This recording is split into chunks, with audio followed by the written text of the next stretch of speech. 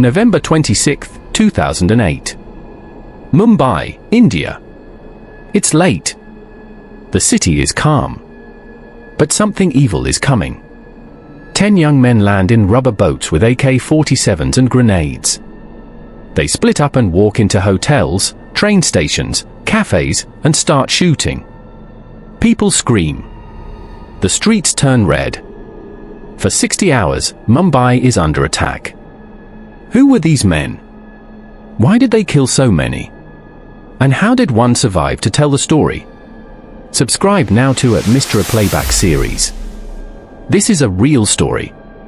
And it's terrifying. November 26, 2008. 8 p.m. Mumbai, India.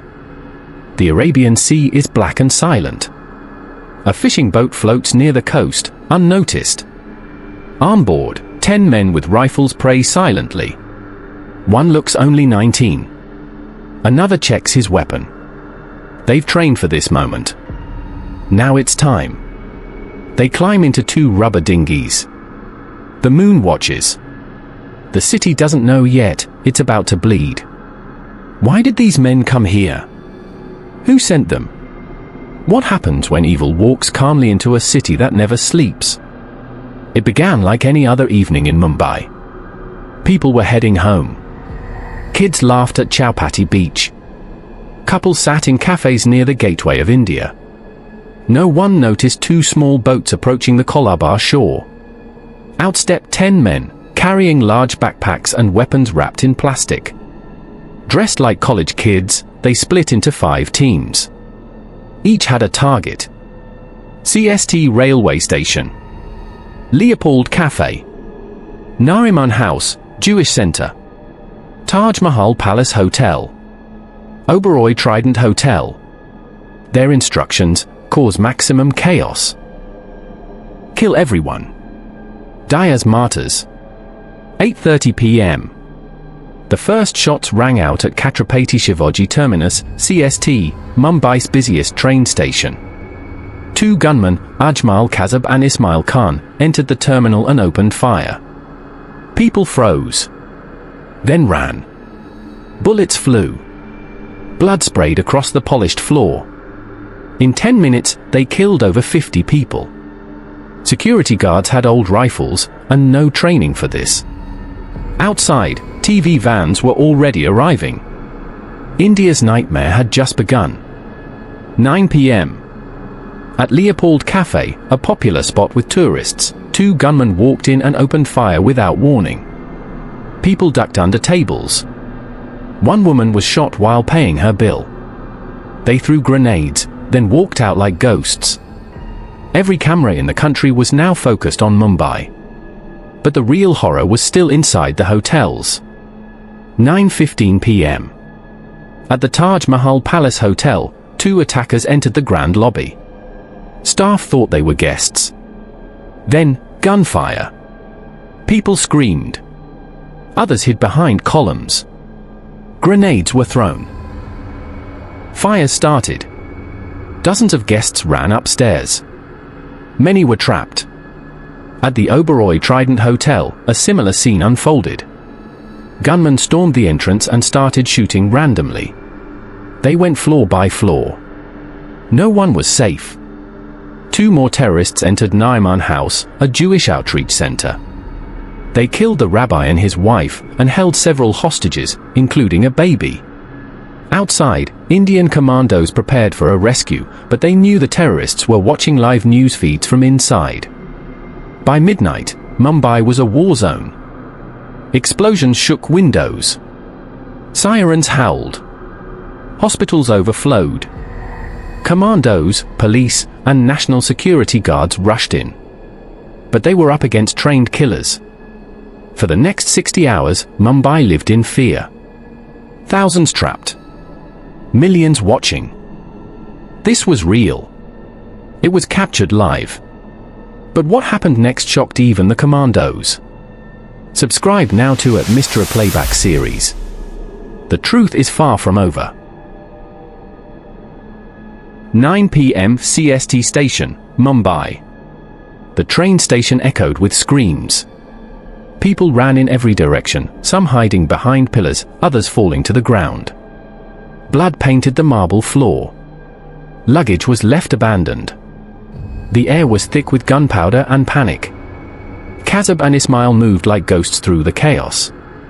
They shot anyone who moved. Anyone who screamed. Anyone who prayed for help.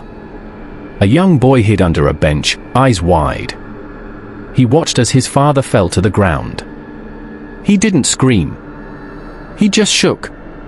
One bullet would have taken him too. But the attackers never saw him. Not yet.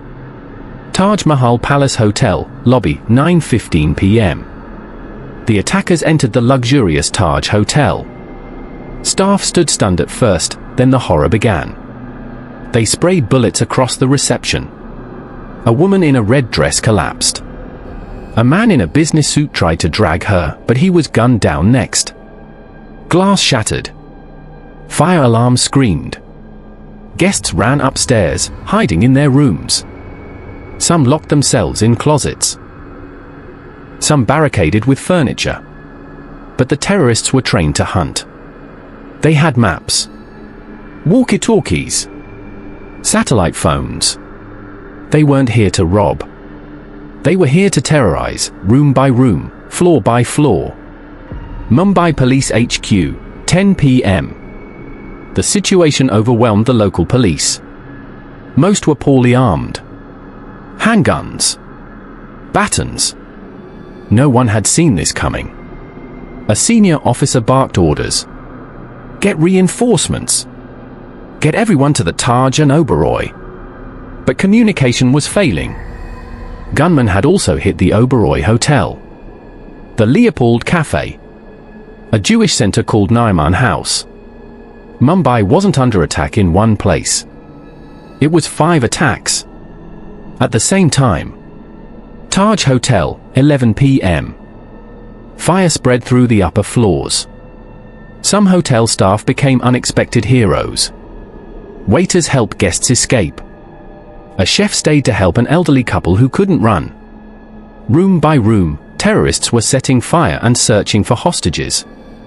In the surveillance room, a staff member whispered into a phone. They're going door to door. We need help. Please.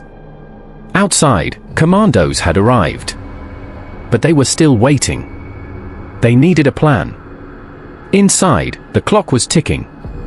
Dozens lay dead. Kazab and Ismail had left the station.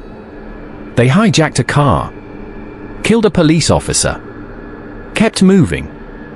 They were heading for Malabar Hill, aiming for even more bloodshed. But fate had a twist. As they drove, they were stopped by Mumbai police again, this time with courage and luck. In the shootout, Ismail was killed. Kazab was captured. He screamed. He cried. But now the mask had dropped. He wasn't the hero he thought he was. He was just a 21-year-old with an AK-47 and blood on his hands. If this moment has your heart racing and your mind stunned, there's more to this terrifying true story. Subscribe now to @MysteryPlaybacksSeries so you never miss the next chapter in the world's darkest crimes. Nariman House, Day 2, November 27, 2008. The Jewish community center was turned into a war zone. A family of 5 was taken hostage.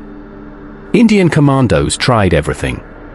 They rappelled from helicopters, fired tear gas, tried to negotiate. But the terrorists weren't there to talk. By the time commandos stormed the building, it was too late. The hostages were dead. Some had been killed just minutes before the rescue. One commando wept on camera. They used their last bullets on children, he said. Taj Hotel, Day 3, November 28, 2008. The final standoff at the Taj Hotel lasted 60 hours. Explosions. Gunfire.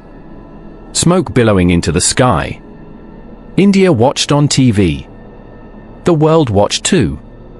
Inside, trapped guests prayed. Some tried to send messages. Others simply waited, hoping help would come. By day 3, the building was in ruins. But the commandos had pushed back. Floor by floor, they took it back. And when it was over? The silence was terrifying. The numbers were horrifying. 166 people dead. Over 300 injured. Americans. Indians. Jews. Muslims. Christians. Children. Parents. Mumbai was broken. The world asked, who did this? All signs pointed to Lashkar-e-Taiba, a Pakistan-based militant group, trained and supported by extremists, and possibly with intelligence links. India was furious. Demanded justice. Pakistan denied involvement. The two nuclear nations stared each other down. The tension was global. And behind bars, Ajmal Kazab, the lone surviving attacker, confessed everything on tape. How they trained. Who sent them? Why they came. He showed no remorse. Until the trial. Then, finally, he cried. Kazab was sentenced to death. Executed in 2012. But the scars of the 2008 Mumbai attacks are still felt today. CCTV footage still haunts the police archives. Hotel staff remember every scream. Families never forget the loved ones lost. And India was changed forever. Not just by the pain, but by the unity that followed. November 28, 2008, Taj Mahal Palace Hotel, 2:30 a.m. 2 full days since the first shots.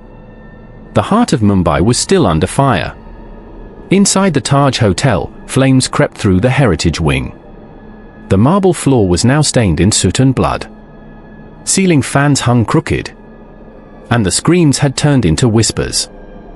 Hostages were trapped. On the 6th floor, a young couple hid behind a sofa.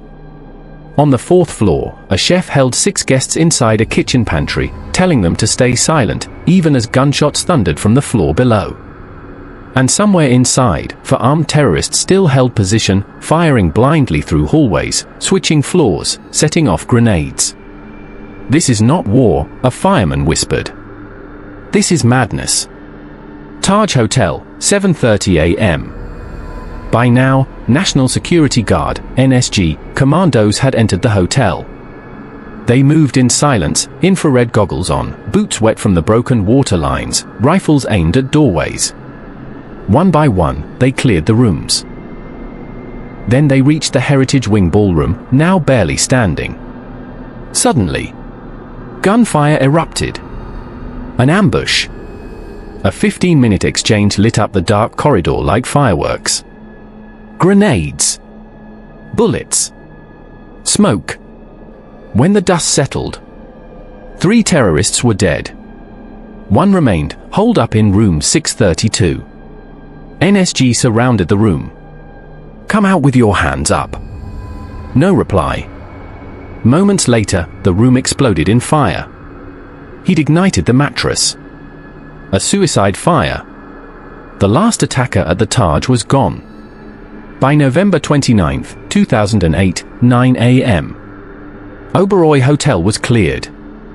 Nariman House, where a Jewish family had been held hostage, was stormed. All 5 hostages, dead. 2-year-old Moshe survived. He was pulled out, crying, hands covered in ash. At Chhatrapati Shivaji Terminus, blood had long dried on the floor tiles. People left flowers beside ticket booths where strangers had been gunned down just days earlier. The city was quiet now. But the silence wasn't peace. It was grief. Captured alive at the train station. A teenage gunman. Trained in Pakistan. Given an AK-47 and orders to shoot as many people as possible. Footage of him walking the station with his rifle shocked the world. He confessed during interrogation. "We were told, kill until you die." India would later try and convict him. He was hanged in 2012.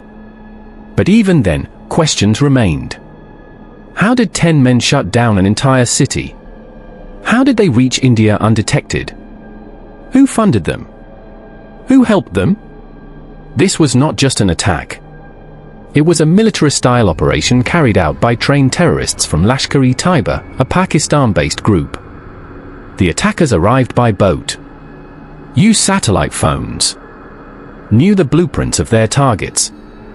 They killed 175 people, including police officers, hotel workers, foreign tourists, and ordinary Mumbaikars. Over 300 others were injured.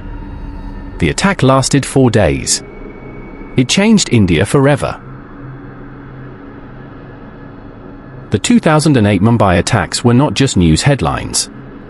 They were lives lost, families destroyed, and a city that had to learn to breathe again. This is why stories like these must be remembered, not just for justice, but so they never happen again. If you believe in truth, remembrance, and resilience, share this video.